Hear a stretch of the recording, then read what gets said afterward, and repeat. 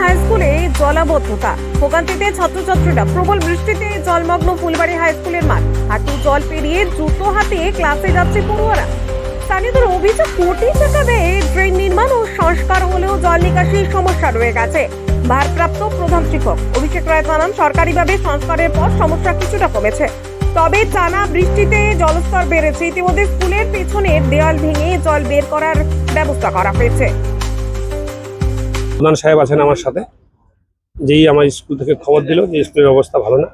সাথে মতিন কাকাও আছেন, প্রধান সাহেব আছেন, আরও রফিকদা আছেন, এখানকার পঞ্চায়েত সাহেব আছেন, আরও শফির ভাই, হেডমাস্টার মশাই আছেন। সবাই মিলে দেখলাম জল ছিল তো, কিন্তু এখানকার মাস্টারমশাইরা নিজের তত্ত্বাবধানে পিছন দিয়ে একটা